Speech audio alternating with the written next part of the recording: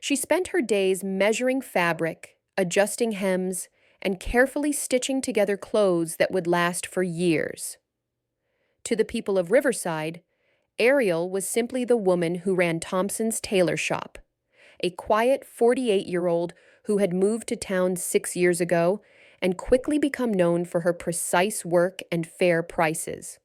What they didn't know was that before she came to work with needle and thread, Ariel had spent 12 years as a search and rescue parachutist, jumping from helicopters into dangerous situations to save lives that others couldn't reach. Welcome to the Human Stories. Before we share this incredible tale of hidden courage and split-second heroism, tell me in the comments where you're watching from today. And if you believe that heroes often hide in plain sight, hit that subscribe button to help us honor these remarkable people. Thompson's tailor shop sat on Main Street, squeezed between Miller's hardware store and Rose's cafe. It wasn't a large space, just a front room with a counter and fitting area, and a back room where Ariel did most of her detailed work. The walls were lined with bolts of fabric in every color imaginable, and the constant hum of her sewing machine had become a familiar sound to the neighboring businesses. Ariel had bought the shop from old Mr. Thompson when he retired, keeping the name out of respect for the man who had built the business over 40 years. Most people in Riverside knew her as someone who could fix anything made of fabric. Wedding dresses, work uniforms, torn jeans, formal suits. Nothing was too simple or too complex for her skilled hands. She worked efficiently and quietly, often finishing alterations faster than promised. Parents brought their children's school clothes to her, knowing she would make them fit perfectly and last longer. Business owners relied on her for uniforms and repairs. She had become an essential part of the community, without making any noise about it. On Thursday morning, October 12th, Ariel was in her back room, working on a wedding dress that needed extensive alterations. The bride-to-be was getting married in 2 weeks, and the dress had arrived 3 sizes too large. It was delicate work, requiring careful attention to the beading and lace. But Ariel enjoyed these challenging projects. Her hands moved with practiced precision, each stitch placed exactly where it needed to be. The front door chimed, and she looked up from her work. Through the doorway, she could see Mrs. Patterson, one of her regular customers, holding what looked like a torn jacket. "I'll be right with you, Mrs. Patterson," Ariel called out, setting down her needle and walking to the front counter. "Oh, Ariel, I'm so sorry to bother you, but my husband tore his good jacket on a fence post this morning. We have dinner plans tonight, and it's the only nice jacket he has that fits properly." Ariel examined the tear. It was clean and straight, running about 4 inches along the sleeve. An easy fix that would take maybe 20 minutes. "No problem at all. I can have this ready in half an hour if you'd like to wait, or you can pick it up this afternoon." Mrs. Patterson smiled with relief. "I'll wait if that's okay. I need to run to the pharmacy next door anyway." As Mrs. Patterson left, Ariel returned to her work table and began preparing to fix the jacket. She was threading her needle when she heard something that made her freeze. The unmistakable sound of screeching brakes and crushing metal, followed by a splash that seemed far too loud for the small creek that ran behind the shops. She dropped her needle and rushed to the back window. What she saw made her heart stop. A yellow school bus had somehow gone off the road that ran parallel to the creek. The bus had rolled down the embankment and was now partially submerged in what was normally a shallow stream, but recent rains had swollen it to nearly 6 feet deep. The front of the bus was completely underwater, and water was pouring in through the emergency exit at the back. Ariel could see faces pressed against the rear windows. Children, maybe 20 or 30 of them, trapped inside as the bus slowly sank deeper into the muddy water. Without thinking, she ran to the front of her shop and shouted to anyone who could hear, "Call 911! School bus in the creek." Then she ran back through her shop and out the rear exit, her mind automatically shifting into a mode she hadn't used in 6 years, but would never forget. The embankment was steep and slippery from the recent rain. Ariel half ran, half slid down the muddy slope, calculating distance and depth as she moved. The bus was about 30 feet from shore, sitting at an angle with the front end completely submerged and the back end tilting higher but still taking on water. She could hear children screaming and crying inside. As she reached the water's edge, Ariel quickly assessed the situation with the trained eye of someone who had spent years making life or death decisions in seconds. The emergency exit at the back was above water, but appeared to be jammed. The regular door was underwater. The windows were too small for quick evacuation, except for the large rear window, which was cracked but intact. She pulled off her shoes and waded into the cold water. October in Riverside meant the creek was probably 50 degrees, cold enough to cause shock but not immediately dangerous. As she moved deeper, the current tried to push her downstream, but her body remembered how to move efficiently through water, how to use the current instead of fighting it. When she reached the bus, she could hear the children inside more clearly. Their voices were filled with panic, and she could see that water was already up to the seat level at the front. The bus driver appeared to be unconscious, slumped over the steering wheel. "Hey!" she called out, pounding on the rear window. "Can you hear me?" Several faces appeared at the window, children between 8 and 10 years old, their eyes wide with terror. "We can't get out," one of them yelled. "The door won't open." Ariel examined the emergency exit. It was designed to push out, but something was blocking it from the outside, probably debris from the crash. She tried to clear it, but quickly realized it would take too long. The bus was settling deeper with each passing minute. She swam to the side of the bus and found a loose piece of metal from the damaged exterior. Using it as a tool, she swam back to the rear window and began working on the crack that was already there. Her rescue training had taught her that sometimes you had to make a bad situation worse before you could make it better. "Everyone move away from the back window," she shouted. "I'm going to break it." It took 3 hard strikes before the window gave way, creating an opening large enough for the children to climb through. Immediately, water began pouring into this new opening, but it also gave the children a way out. "Okay, listen to me carefully," Ariel called out, treading water just outside the window. "I'm going to help you out one at a time. When I call your name, you swim to me. Can you all swim?" Most of the children nodded, but she could see a few shaking their heads fearfully. "That's okay. I'll help everyone. Who wants to go first?" A brave girl with pigtails raised her hand. "I can swim pretty good." "Perfect. What's your name?" "Emma." "Okay, Emma. You're going to be my helper. Climb out the window and swim to shore. When you get there, help the other kids I send to you." "Can you do that?" Emma nodded and carefully climbed through the window opening. She was a strong swimmer and made it to shore quickly.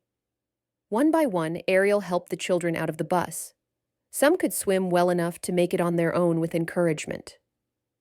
Others needed her to swim alongside them, supporting them as they kicked toward shore.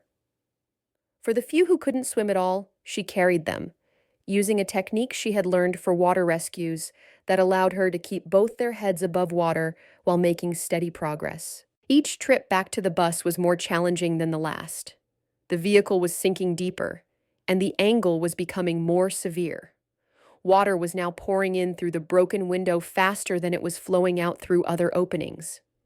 By the time she reached the last few children, the water inside the bus was up to their chests. The bus driver was still unconscious, and Ariel knew she was running out of time. There were 3 children left, plus the driver. The youngest child, a boy who couldn't have been more than 7, was crying and clinging to a seat. "What's your name, sweetheart?" she asked as gently as she could while treading water in the tilted bus. "Tyler," he whispered. "Tyler, I'm Ariel, and I'm going to get you out of here, okay? but I need you to be very brave and do exactly what I tell you." She helped Tyler to the window and passed him to Emma, who had returned to the water's edge to help despite Ariel's instructions to stay on shore. The girl had good instincts. 2 more children followed, both strong enough swimmers to make it with minimal help. Finally, only the bus driver remained. The man was a challenge.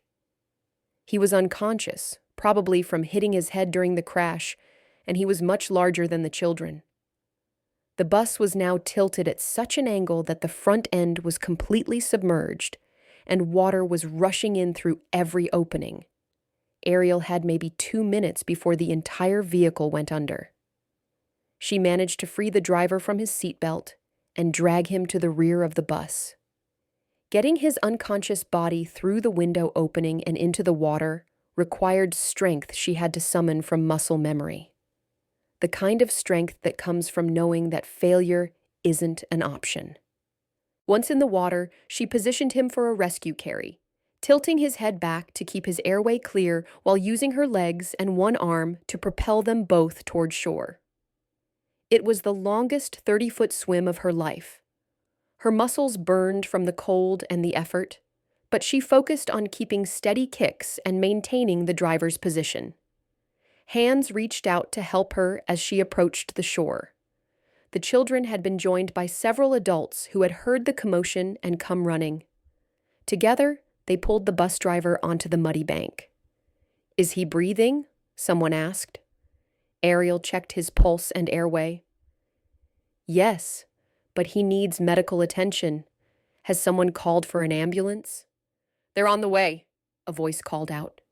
"Should be here any minute." For the first time since she had heard the crash, Ariel allowed herself to pause and take stock. All 29 children were accounted for and appeared to be uninjured beyond some scrapes and bruises. The bus driver was breathing steadily. Everyone was cold and shaken, but alive. As the adrenaline began to fade, she became aware of the crowd that had gathered. Parents who had been called by the school, shop owners from Main Street, and curious residents drawn by the sirens that were now approaching. They were all staring at her with expressions she recognized but hadn't seen in years. The look people gave when they realized they had witnessed something extraordinary. Mrs. Patterson approached her, holding out a blanket. "Ariel, where did you learn to do that?" Before she could answer, the first ambulance arrived, followed quickly by fire trucks and police cars. The next hour was a blur of medical checks, statements to police officers, and reunion scenes between parents and their children. Ariel tried to stay in the background, but it was impossible. Everyone wanted to thank her, to ask how she had known what to do, to understand how the quiet woman who fixed their clothes had managed to save 30 lives.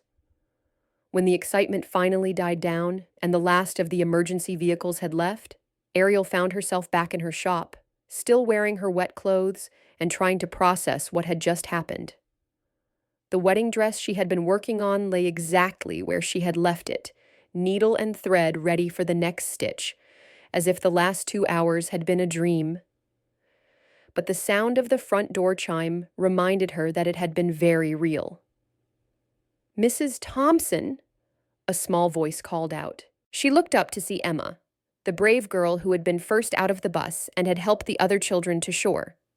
She was with her parents, both of whom looked like they had been crying. "Emma, how are you feeling?" "I'm okay. My mom and dad wanted to come, thank you." Emma's father stepped forward, his voice thick with emotion. "Ma'am, I don't know how to thank you for what you did today. Our daughter says you saved everyone on that bus." "Emma was very brave," Ariel replied. "She helped me save the others." "But how did you know what to do?" Emma's mother asked. "I mean, you were so calm, so professional. It was like you'd done it before." Ariel hesitated for a moment, then realized there was no point in hiding anymore. "I used to do search and rescue before I came here." "Like a paramedic?" Emma asked. Not exactly. I was a parachutist. When people got stuck in places that were hard to reach, mountains, forests, water, they would drop me in to help. The family exchanged glances. Emma's father shook his head in amazement. A parachutist. And now you're a tailor. Now I'm a tailor, Ariel agreed. And I'm happy being a tailor. After they left, Ariel sat alone in her shop for a long time, looking at her reflection in the window. She could see the creek in the distance, where a tow truck was working to pull the bus out of the water. By tomorrow, it would be as if nothing had happened, except for the 29 families who would never forget. Over the next few days, the story spread throughout Riverside and beyond. The local newspaper ran a front-page article with the headline, "Local Tailor Saves School Bus Full of Children." A regional television station picked up the story, focusing on the angle of a former rescue specialist who had quietly settled into small-town life. Ariel granted one interview, mainly to set the record straight, and to emphasize that anyone with proper training could have done what she did. But she declined most requests, preferring to return to her normal routine of measuring, cutting, and stitching. The attention did bring some changes to her life. People treated her differently now, with a mixture of respect and curiosity that sometimes made her uncomfortable. Children who had been on the bus would wave when they passed her shop, and their parents would stop to chat in a way they never had before. But perhaps the most significant change was internal. For 6 years, Ariel had been running from her old life, trying to forget the weight of responsibility that came with being someone others depended on in life or death situations. She had chosen tailoring because it was safe, predictable, and the stakes were never higher than a deadline for a wedding dress. The bus incident had reminded her that some skills, once learned, never truly leave you. More importantly, it had shown her that she could use those skills without being consumed by them. She could be both the quiet tailor who fixed clothes and the trained professional who jumped into action when lives were at stake. A month after the rescue, Ariel was working late on a particularly complex alteration when someone knocked on her door.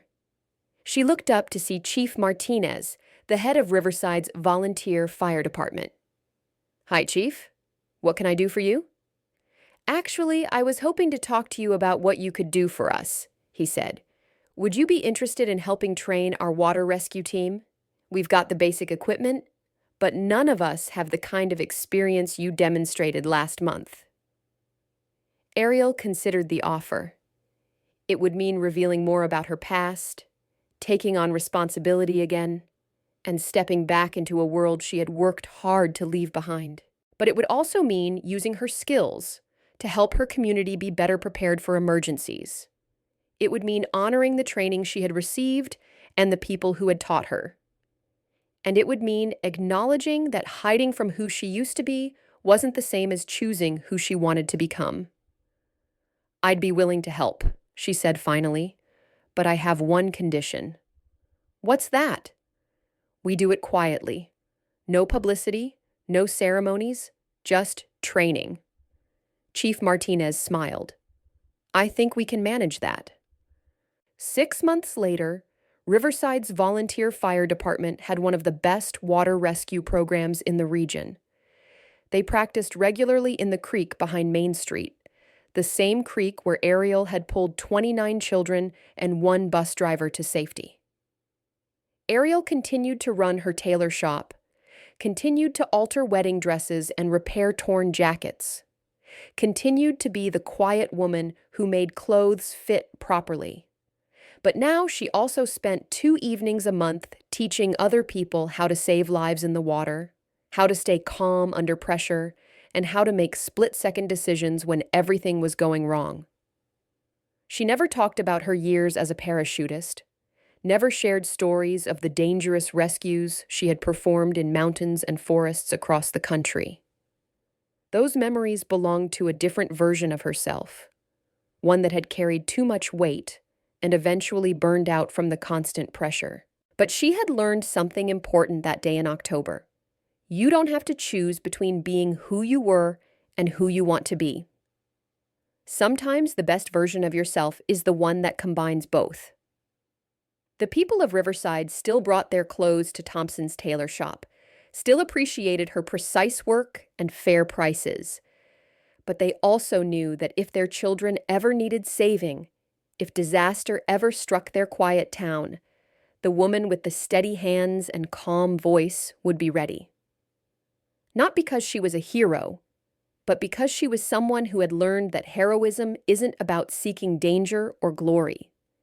It's about being prepared when preparation matters, about staying calm when others panic, and about using whatever skills you have to help when help is needed.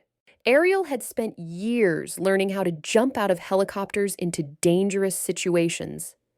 Now she had learned something even more valuable: how to live a quiet life while staying ready for the moments when quiet isn't enough. The wedding dress she had been working on the day of the rescue turned out perfectly. The bride wore it 2 weeks later at a ceremony that half the town attended, not just to celebrate the marriage, but to celebrate the woman who had made it possible by saving the bride's nephew from that sinking bus. Ariel attended the wedding too, sitting in the back row, watching as her careful stitches held together during the first dance. It was a good reminder that some kinds of saving happen slowly, with patience and precision, one stitch at a time. And some kinds happen in moments, when training and instinct and the simple refusal to walk away combine to pull people back from the edge of disaster. Both kinds mattered. Both kinds made a difference. And both kinds were part of who she was now. So the next time you pass a small shop on a quiet street, the next time you meet someone who seems content with simple work and a simple life, remember Ariel's story. Remember that heroes don't always wear uniforms or badges or announce themselves with fanfare. Sometimes they wear reading glasses and measure hem lengths and keep their most important skills hidden away, ready for the day when those skills might be the only thing standing between tragedy and survival. Sometimes they're the person you never really noticed until the moment you needed them most. And sometimes, if you're very lucky, they're willing to jump in when everyone else is standing on the shore, wondering what to do, because that's what heroes do. They don't hesitate. They don't calculate the risk to themselves. They see what needs to be done, and they do it. Just like Ariel did that Thursday morning in October, when 29 children and 1 bus driver learned that their quiet tailor was also their guardian angel. The bus was eventually repaired and returned to service. The creek was fitted with better barriers to prevent future accidents. And Thompson's tailor shop continued to operate on Main Street, with a steady stream of customers who trusted their most precious clothes to the woman who had proven she could be trusted with much more precious things. But Ariel's story was far from over. Word of her rescue had traveled beyond Riverside, reaching people and places she had never expected. 3 months after the incident, she received a letter that would once again change the quiet life she had built. The envelope bore the official seal of the National Search and Rescue Association, an organization she hadn't heard from in over 6 years. Inside was a formal invitation to receive the Civilian Hero Award at their annual conference in Denver. The letter was signed by director Sarah Chen, someone Ariel remembered from her active duty days. A tough, no-nonsense woman who had been a mentor to many young rescue specialists. Ariel read the letter 3 times before setting it aside. The last thing she wanted was to stand on a stage in front of hundreds of people and be celebrated for something that had felt as natural as breathing. But there was a handwritten note attached to the formal invitation that made her reconsider. "Ariel," it read, "I know you prefer to stay out of the spotlight, but your story is exactly what our current trainees need to hear. Not about glory or recognition, but about service and readiness. Would you consider sharing your experience? The rescue community needs voices like yours. Please think about it. Sarah. That evening, Ariel sat in her small living room, looking out at the lights of Riverside. The town had settled into its evening rhythm. People heading home from work, families gathering for dinner, the comfortable predictability of a place where everyone knew their neighbors. It was the life she had chosen, the peace she had worked hard to find. But Sarah's words stayed with her. She thought about the young rescue specialists who were just starting their careers, full of enthusiasm and courage, but lacking the wisdom that only comes from experience. She remembered being that young once, believing that being fearless was the same as being prepared. The next morning, she called the number on Sarah's note. Sarah Chen speaking. Sarah, it's Ariel Thompson. I got your letter. There was a pause, then genuine warmth in Sarah's voice. Ariel, I wasn't sure you'd call. How are you? I'm well. Different, but well. Ariel hesitated, then continued. About the conference. I'm not interested in the award.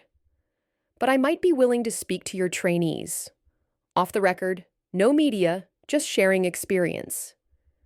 That would be even better than the award ceremony, Sarah said immediately. When can you come? 2 weeks later, Ariel found herself in a conference room in Denver, facing 30 young men and women who represented the next generation of search and rescue specialists. They were eager, confident, and reminded her so much of herself at that age that it was almost painful. She had prepared some remarks about the technical aspects of water rescue, the importance of training, and the need for constant readiness. But when she stood up and saw their faces, she knew those weren't the words they needed to hear. 6 years ago, she began, I quit this job, not because I wasn't good at it, and not because I didn't believe in it. I quit because I had forgotten why I started doing it in the first place. The room was completely silent. This wasn't what they had expected from a hero's speech. I had become so focused on being the best, on taking the most dangerous assignments, on proving that I could handle anything, that I lost sight of the real purpose. We don't do this work to be heroes. We do it to serve others. And sometimes the best way to serve is to step back, recharge, and remember what matters. She told them about the bus rescue, but not the way the newspapers had told it. She talked about the fear she had felt, the moments of doubt, the muscle memory that had kicked in when conscious thought failed. She talked about the importance of staying calm, not for your own sake, but for the people counting on you. The children on that bus didn't need me to be fearless, she said. They needed me to be competent. They needed me to remember my training and apply it efficiently. Being a hero isn't about not being scared. It's about doing what needs to be done despite being scared. When she finished, the questions came rapidly. Not about techniques or equipment, but about burnout, about finding balance, about knowing when to step away and when to step up. These young specialists were dealing with the same pressures she had faced, the same temptation to define themselves entirely by their ability to save others. After the session, Sarah walked her to the elevator. That was exactly what they needed to hear. You've given them permission to be human. Is that what I did? You showed them that having a life outside of rescue work doesn't make you less committed to it. That might be the most important lesson they'll learn here. On the flight home, Ariel reflected on the conversation. She had spent so many years believing that stepping away from rescue work meant abandoning her calling. But maybe her real calling was broader than she had thought. Maybe it included teaching children to swim in Riverside's community pool, training volunteers for water rescue, and yes, sometimes flying to Denver to remind young specialists that they were more than their job titles. Back in Riverside, life resumed its familiar patterns, but with some new additions. Word of Ariel's speech in Denver had somehow reached the state's emergency management director, who asked if she would be willing to consult on water rescue protocols for rural communities. Before long, she was spending one weekend a month traveling to small towns across the state, helping them develop emergency response plans and training local volunteers. Each community she visited reminded her of Riverside, places where everyone knew each other, where a single disaster could affect dozens of families, where being prepared could mean the difference between tragedy and survival. She discovered that her years of high-intensity rescue work had given her insights that were invaluable to these communities, but her recent experience as a small-town resident helped her understand their specific needs and limitations. In the town of Pine Ridge, she helped establish a swift water rescue team using equipment that fit their limited budget.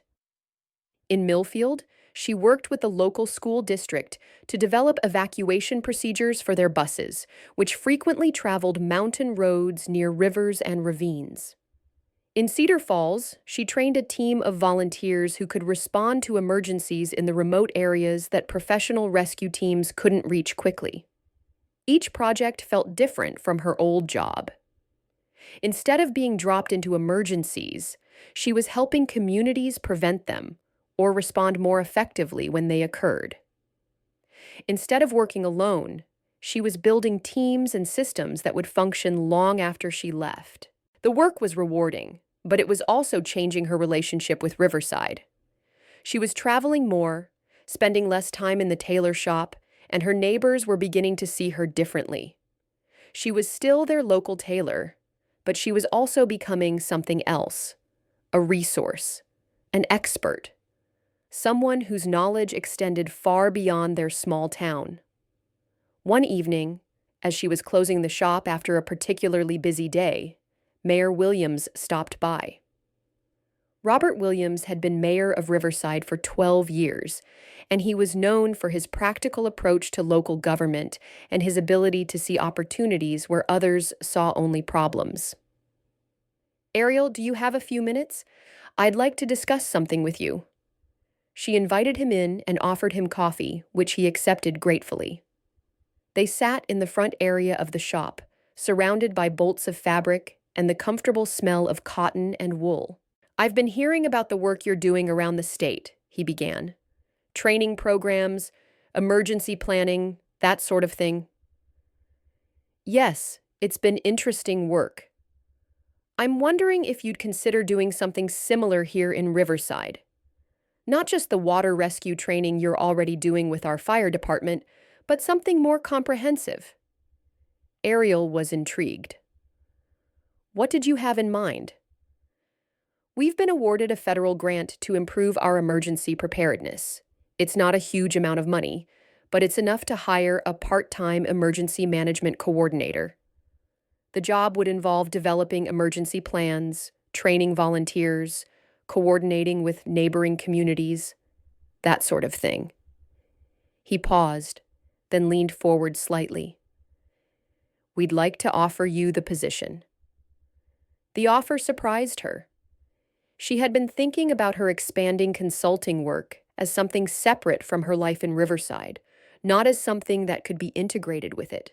"I'd need to think about it," she said. "And I'd want to keep the tailor shop. It's important to me." "Of course. We're talking about maybe 20 hours a week, flexible schedule. You could do both." That night, Ariel sat in her kitchen, making a list of pros and cons like she had learned to do during her rescue days when facing complex decisions. The pros were significant. She could use her skills to benefit her own community. She could stay close to home instead of traveling constantly. And she could help Riverside become a model for other small towns.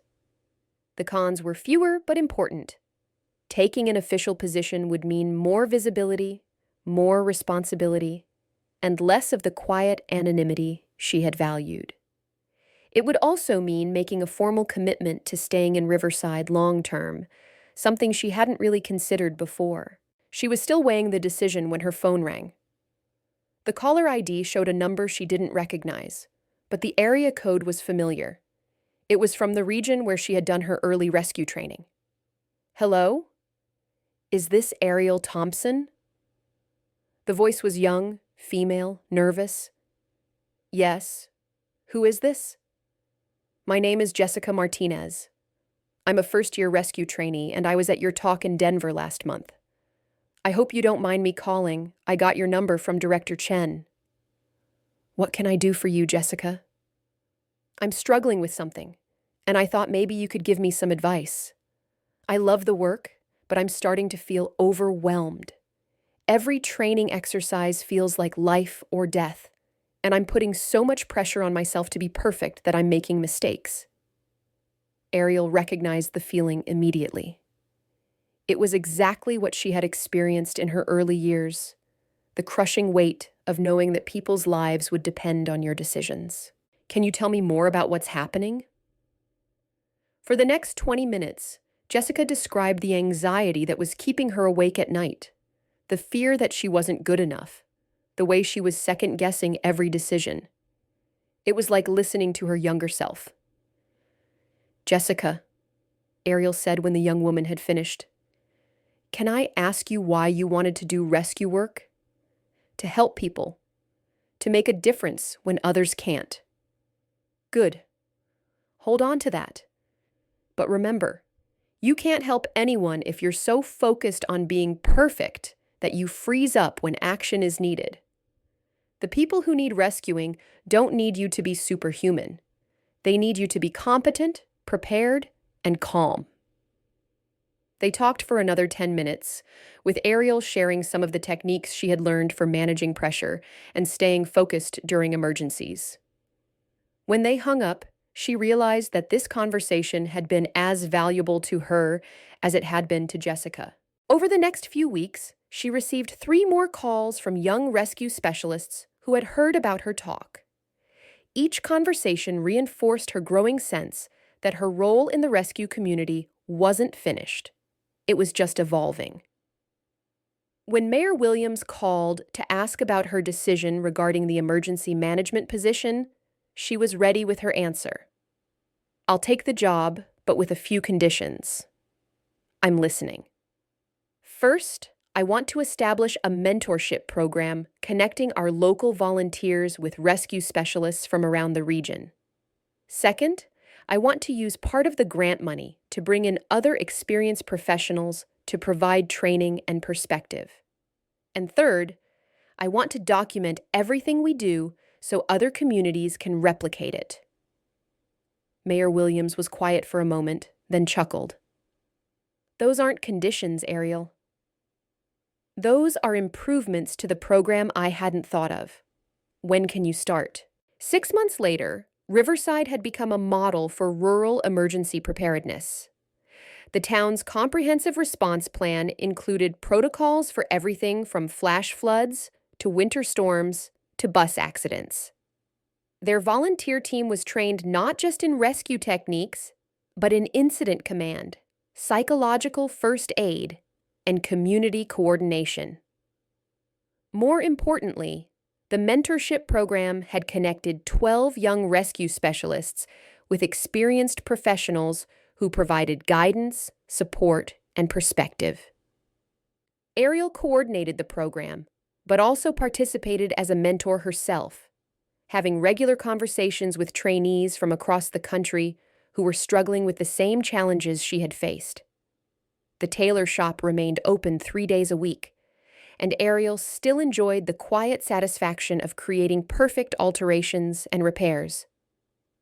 But her life had found a new balance, one that honored both her need for peace and her calling to serve others. 1 year after the bus rescue, the school district organized a commemoration ceremony. They wanted to honor Ariel and also use the occasion to promote water safety awareness. Ariel agreed to attend, but only if the focus remained on education rather than celebration. The ceremony was held at Riverside Elementary School, with the 29 children from the bus and their families in attendance. The principal had arranged for a representative from the State Emergency Management Agency to speak about water safety, and the local Red Cross chapter provided information about swimming lessons and basic rescue techniques. When it was Ariel's turn to speak, she looked out at the faces of the children she had pulled from the creek a year earlier. They looked older, more serious, but also more confident. Emma, the brave girl who had been first out of the bus, was sitting in the front row with her parents. "A year ago," Ariel began, "we all learned something important. We learned that emergencies can happen anywhere, anytime, even in a quiet place like Riverside. But we also learned that when people are prepared, when they work together, when they stay calm and help each other, even scary situations can have good endings." She talked about the importance of learning to swim, of wearing seatbelts, of knowing what to do in emergencies. She praised the children for their bravery that day and their parents for the way they had supported each other afterward. "But the most important thing we learned," she concluded, "is that we all have the ability to help others when help is needed. You don't have to be a professional rescuer or have special training.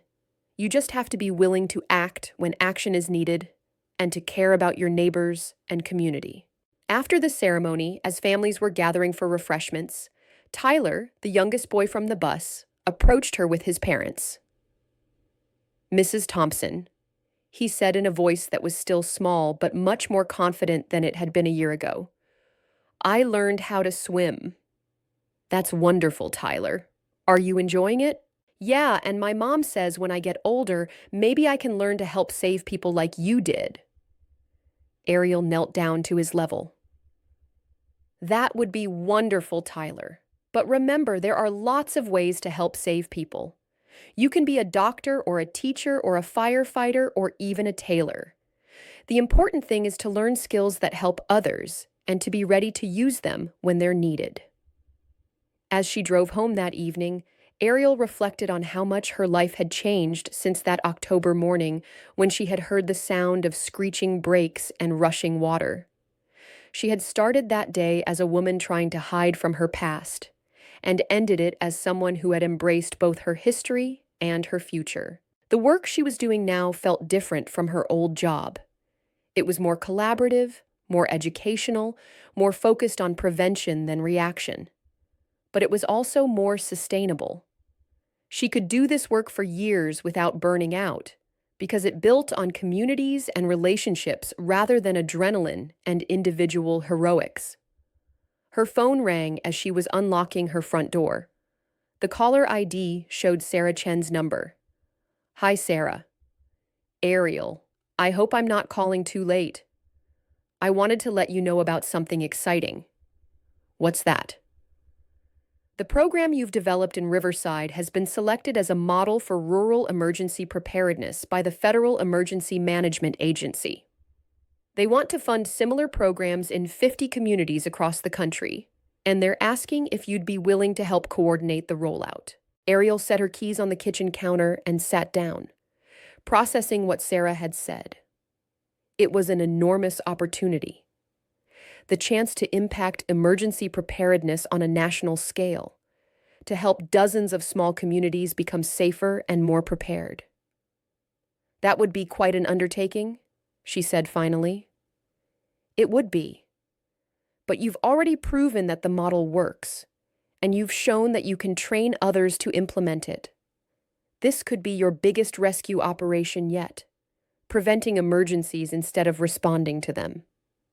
That night, Ariel stood at her bedroom window, looking out at the lights of Riverside. The town looked peaceful, safe, prepared. The creek that had nearly claimed 30 lives now had proper barriers and warning systems. The volunteer fire department had rescue equipment and training that rivaled professional teams. The schools had evacuation procedures, and the community had emergency plans. But more than that, the people of Riverside had developed a culture of preparedness and mutual support that would serve them well no matter what challenges they faced. They had learned that safety wasn't something that happened to them.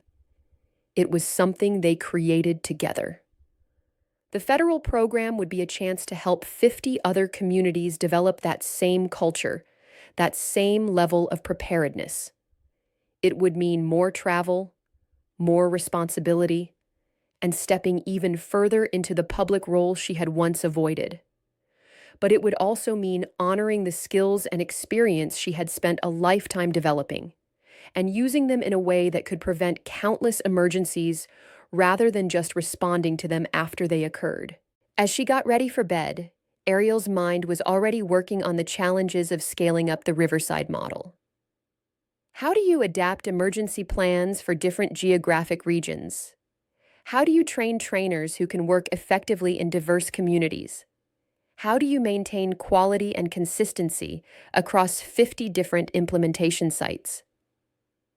These were good problems to have, the kind of complex, meaningful challenges that her analytical mind craved and her service-oriented heart embraced. The next morning, she called Sarah back. "I'll do it, but I have some conditions." Sarah laughed. "I'm starting to recognize that phrase. What do you need?" "First, I want to maintain my base in Riverside. I can travel and coordinate remotely, but this is my home now. Second, I want to involve the communities in designing their own programs rather than just implementing ours. And third, I want to ensure that we're building sustainable programs that will continue after the federal funding ends." Those all sound reasonable. When can you start? "Give me a month to transition my current responsibilities and set up systems here. Then we can begin." As she hung up the phone, Ariel looked around her tailor shop. The bolts of fabric, the sewing machines, the peaceful rhythm of work that had helped her heal from the intensity of her previous career. She wouldn't be giving this up entirely. She would still maintain the shop, still take on special projects, still enjoy the meditative quality of precise handwork. But she would be adding something new to her life, something that connected her past and present in a way she had never imagined possible. She would be using her rescue experience not to pull people from immediate danger, but to help communities build the systems and skills they needed to avoid danger in the first place. It was a different kind of heroism, quieter, more complex, focused on prevention rather than intervention. But it was heroism nonetheless, and it felt like the natural evolution of everything she had learned about service, skill, and community. The woman who had jumped into a flooded creek to save 29 children was about to embark on a different kind of rescue mission, one that could potentially save thousands of people from ever needing to be rescued at all. And she would do it the same way she had done everything else, with careful preparation, quiet competence, and an unwavering commitment to serving others, one community at a time. Chapter 2. The Ripple Effect.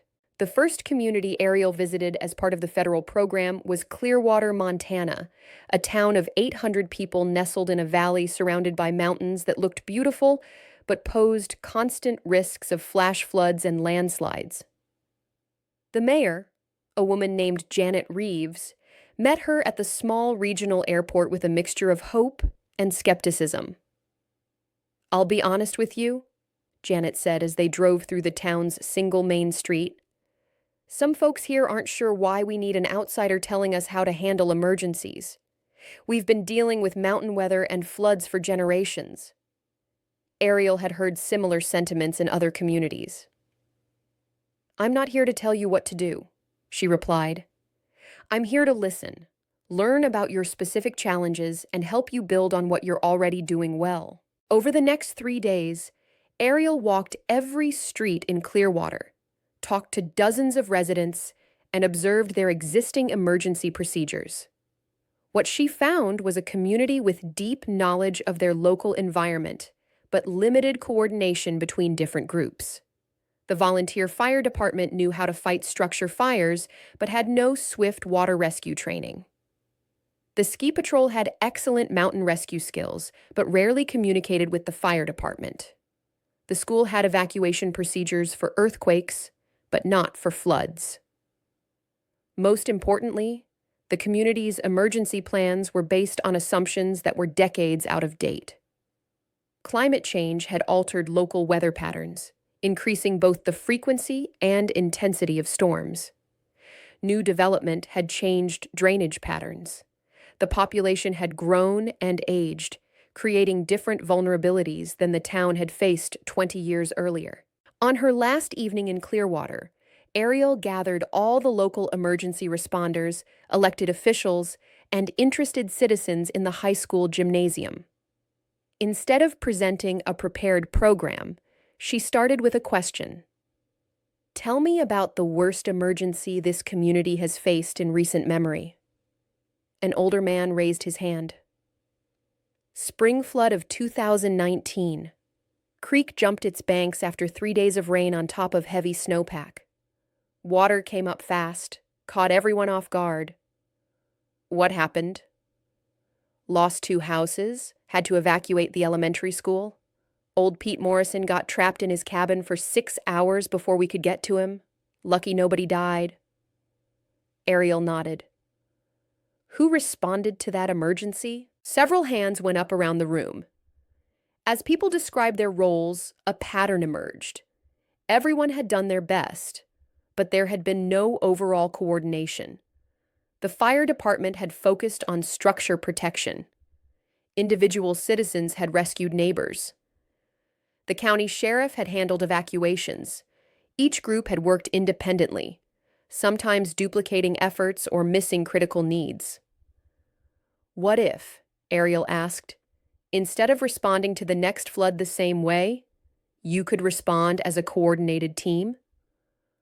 What if everyone in this room knew exactly what their role would be, how to communicate with each other, and how to work together efficiently? The conversation that followed went on for 3 hours. By the end of the evening, Clearwater had the foundation of a comprehensive emergency plan developed by the community itself, with input from people who understood both the local environment and the specific needs of their neighbors. 6 months later, when an early spring flood threatened the town, the response was dramatically different. The coordinated warning system gave residents 4 hours of advance notice instead of the 30 minutes they'd had in 2019. Evacuation procedures went smoothly, with neighbors helping neighbors according to pre-planned assignments. Emergency responders worked together under a unified command structure, and the community's new swift water rescue team was able to assist 3 stranded motorists without calling for outside help. Most importantly, no one was trapped or injured, and property damage was minimal because residents had been able to prepare based on early warnings. Janet Reeves called Ariel after the flood. I owe you an apology, she said. I thought you were going to come in here and lecture us about things we already knew. Instead, you helped us see what we already had and figure out how to use it better. The success in Clearwater became a template for Ariel's work in other communities. Each town faced different challenges. Coastal communities dealing with storm surge, agricultural areas vulnerable to tornadoes, mountain towns threatened by wildfire. But the process was always the same. Listen, learn, and help people build on their existing strengths while addressing their specific vulnerabilities. By the end of the first year, 25 communities had implemented comprehensive emergency preparedness programs based on the Riverside model. The results were encouraging. Response times had improved, coordination between agencies was better, and most importantly, communities were successfully preventing small incidents from becoming major disasters. But the work was taking its toll on Ariel in ways she hadn't anticipated. The constant travel was exhausting, and being away from Riverside so much made her feel disconnected from the community that had become her home. More challenging was the emotional weight of hearing story after story of past disasters and near misses. Each community she visited had its own catalog of tragedies that might have been prevented with better preparation. It was during a particularly difficult week in a Texas town that had recently experienced a devastating tornado that Ariel received a call that would once again change her perspective on her work. Mrs. Thompson, this is Commander Rebecca Walsh, U.S. Coast Guard. I hope I'm not calling at a bad time. Ariel was sitting in her hotel room, reviewing emergency plans and feeling overwhelmed by the complexity of coordinating disaster preparedness across so many different communities. How can I help you, Commander? Actually, I'm hoping we can help each other. I've been following your work with rural emergency preparedness, and I'm wondering if you'd be interested in consulting on a project we're developing. The Coast Guard, Commander Walsh explained, was working on a new approach to maritime disaster prevention that focused on community-based preparation rather than just professional response. They had studied Ariel's programs and were interested in adapting her methods for coastal communities. We've been thinking about this all wrong, Walsh continued. We've focused on having the best ships and helicopters and rescue swimmers, but we haven't done enough to help coastal communities prepare for emergencies before they happen. Your work suggests there might be a better way. The conversation led to a meeting in Washington, D.C., where Ariel found herself in a room with senior officials from multiple federal agencies, all interested in scaling up community-based disaster preparedness. It was intimidating at first. She was still more comfortable with sewing machines than conference rooms. But she quickly realized that her practical experience was exactly what these policymakers needed. The challenge with traditional emergency management, she told the group, is that it assumes people are helpless until professionals arrive. But in most disasters, the first and most effective response comes from community members helping each other. Our job should be to support and enhance that natural response, not replace it. The meeting resulted in a new federal initiative called the Community Resilience Program, with Ariel as its director. The program would expand her work from 50 rural communities to 500 communities of all types: urban, suburban, coastal, mountain, agricultural, and industrial.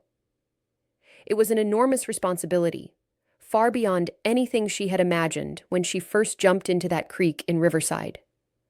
But it was also an opportunity to prevent disasters on a scale that individual rescue operations could never achieve. The new position required Ariel to move to Washington, at least temporarily. The decision was difficult. Riverside had become home, and leaving felt like abandoning the community that had supported her transformation from burned-out rescue specialist to effective educator and coordinator. But Mayor Williams had a suggestion that solved the problem. What if Riverside became the headquarters for the Community Resilience Program? We've got good internet infrastructure now, plenty of space for offices, and a lower cost of living than Washington. Plus, having the program based here would demonstrate that small communities can be centers of innovation and expertise. The federal government agreed to the arrangement, and within 6 months, Riverside had become an unlikely hub of national disaster preparedness policy. The old furniture store on Main Street was converted into offices for the program staff, and the town's population of experts in emergency management had grown from 1 to 12. More importantly, the Community Resilience Program was having measurable impact. Communities that completed the program showed significant improvements in their ability to prepare for, respond to, and recover from disasters. Emergency response times improved, damage from natural disasters decreased, and perhaps most importantly, communities reported increased confidence in their ability to handle whatever challenges they might face. But Ariel's most meaningful work continued to be with individual communities and people. She still spent several days each month traveling to communities that were implementing the program. And she maintained her mentorship relationships with young emergency management professionals across the country. One of those relationships led to another unexpected chapter in her story. Dr. Michael Torres was a researcher at the University of California who had been studying the psychological aspects of disaster preparedness. He had attended one of Ariel's presentations and was intrigued by her observation that communities with strong preparedness programs seem to be more resilient, not just in disasters, but in facing everyday challenges as well. "I think you've discovered something important that goes beyond emergency management," he told her during a phone call. Communities that learn to work together to prepare for disasters also develop social capital and mutual support networks that help them address other problems. Your work might be a model for community development in general. Dr. Torres proposed a research partnership to study the broader impacts of community resilience programs. The research would involve following communities for several years to track not just their emergency preparedness, but their overall health, economic development, social cohesion, and quality of life. The idea intrigued Ariel because it matched her own observations. Communities that went through the resilience program often reported improvements that had nothing to do with disasters. Local businesses collaborated more effectively. Volunteer organizations recruited more members. Schools saw increased parent involvement. It was as if learning to work together for emergency preparedness created habits and relationships that improved community life in general. The research partnership led to another expansion of Ariel's role.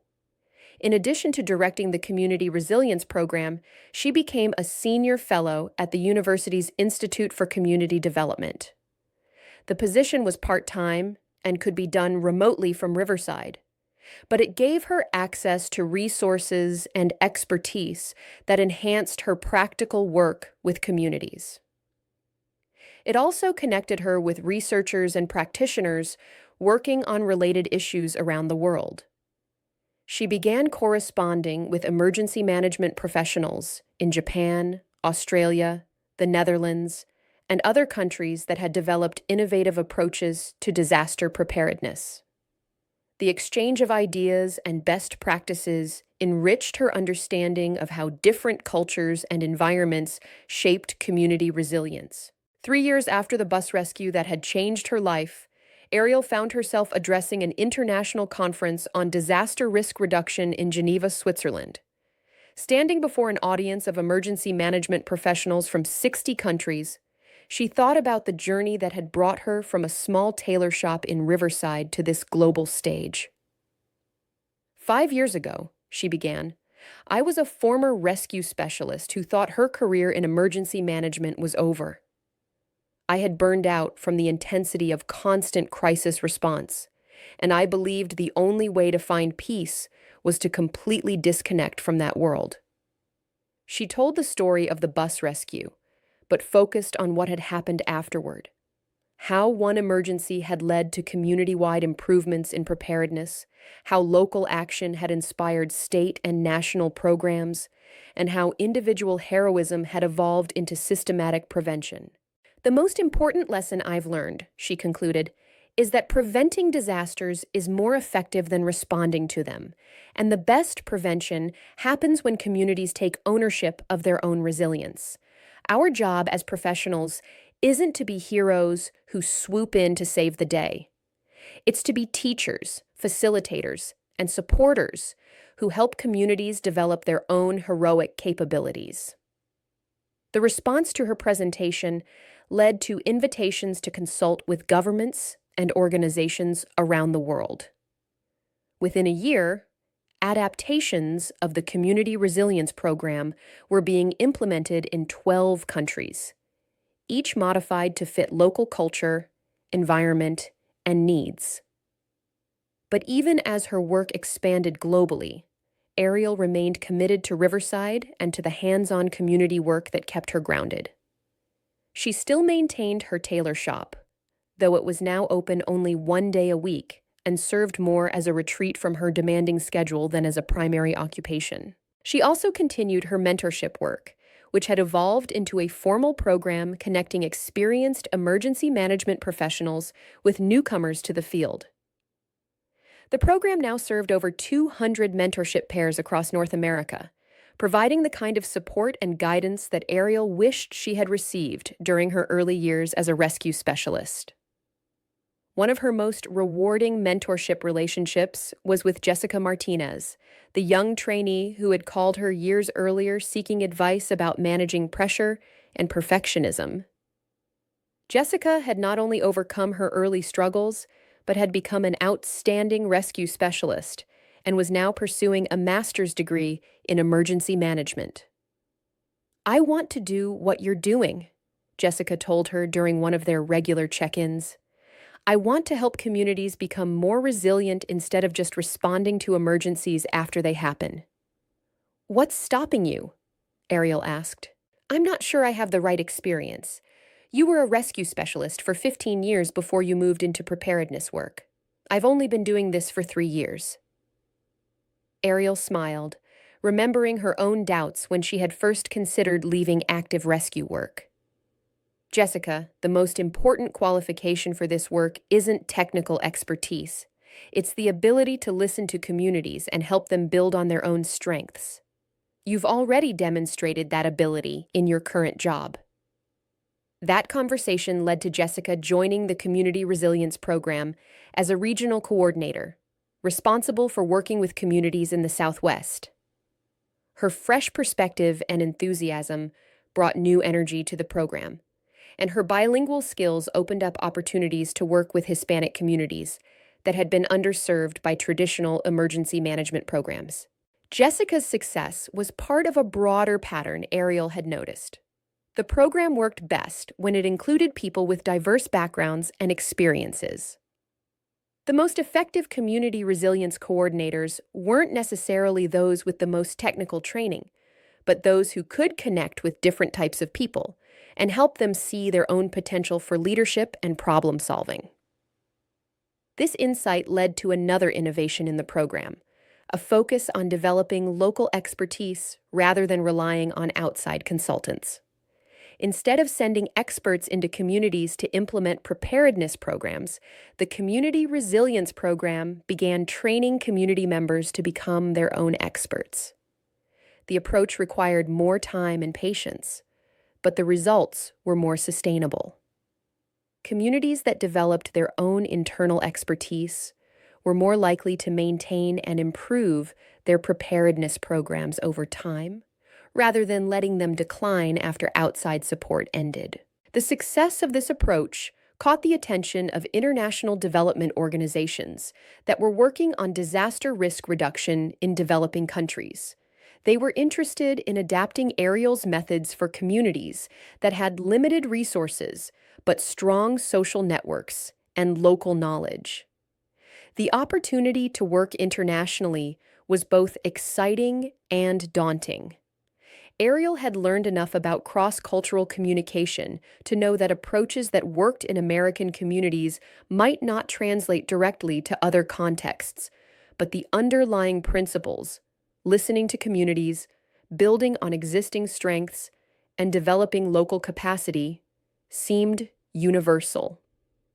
Her first international project was in the Philippines, working with coastal communities that were vulnerable to typhoons and storm surge. The technical challenges were similar to those she had addressed in American coastal communities, but the social and cultural context was completely different. What she discovered was that many traditional practices in these communities were actually sophisticated forms of disaster preparedness that had been developed over generations. The challenge wasn't to introduce new concepts, but to help communities document and systematize their existing knowledge, while adding modern tools and techniques where appropriate.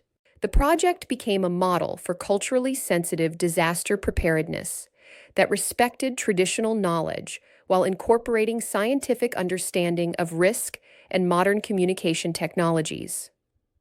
Communities developed early warning systems that combined traditional weather prediction methods with modern meteorology, and evacuation procedures that honored social structures while ensuring efficient movement to safety. Most importantly, The communities maintained ownership of their preparedness programs, with outside experts serving as advisors and resource providers rather than program directors. The success of the Philippines project led to similar work in Indonesia, Bangladesh, and several Caribbean nations. Each project reinforced Ariel's growing understanding that effective disaster preparedness was as much about social and cultural factors as it was about technical solutions. This realization prompted her to pursue additional education to complement her practical experience. She enrolled in a doctoral program in community development that allowed her to study part-time while continuing her work. Her dissertation research focused on the social factors that made some communities more resilient than others, even when they faced similar physical risks. The research revealed patterns that had important implications for disaster preparedness policy. Communities with strong social networks, high levels of civic engagement, and cultures that valued mutual assistance were consistently more resilient in the face of disasters. Technical factors like warning systems and evacuation routes were important, but they were most effective when embedded in communities that already had strong social foundations. These findings influenced the next evolution of the Community Resilience Program, which began incorporating community-building activities that weren't directly related to disaster preparedness, but that strengthened the social fabric that made emergency cooperation possible. Programs began including community gardens, neighborhood organizing projects, volunteer coordination systems, and other initiatives that brought people together around shared goals. The disaster preparedness components were integrated into these broader community development efforts, making them feel more natural and sustainable. The approach required partnerships with organizations that hadn't traditionally been involved in emergency management, community development nonprofits, faith-based organizations, schools, and local businesses. But these partnerships created more comprehensive and effective programs than emergency management agencies could achieve on their own. 5 years after its launch, the Community Resilience Program had worked with over 1,000 communities in the United States and 25 other countries. Independent evaluations showed consistent improvements in community preparedness, but also documented unexpected benefits in areas like local economic development, social cohesion, and civic engagement. The program had grown far beyond what Ariel could manage personally, but she remained its director and continued to be involved in training new coordinators and developing innovative approaches to community resilience. Her work had evolved from pulling people out of immediate danger to helping entire communities become places where such danger was less likely to occur, and where people were better prepared to handle whatever challenges they might face. The transformation wasn't just in the communities she served, but in herself. The burned-out rescue specialist who had retreated to a small town to fix clothes had become a global leader in disaster prevention.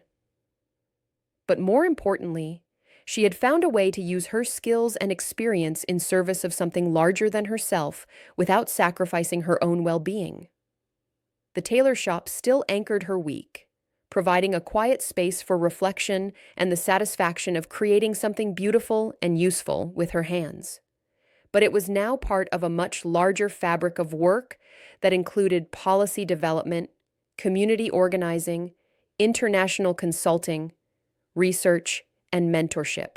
On quiet evenings in Riverside, Ariel sometimes walked down to the creek where she had rescued those 29 children. The barriers installed after the accident had prevented several potential incidents, and the community's improved emergency preparedness had been tested successfully in other situations. But the most important legacy of that day wasn't the specific lives saved or the specific systems improved. It was the recognition that every person had the potential to make a difference in their community's resilience, and that the most effective disaster prevention happened when people worked together to take care of each other, The woman who had once jumped into freezing water to save strangers had learned to help entire communities develop the capacity to save themselves.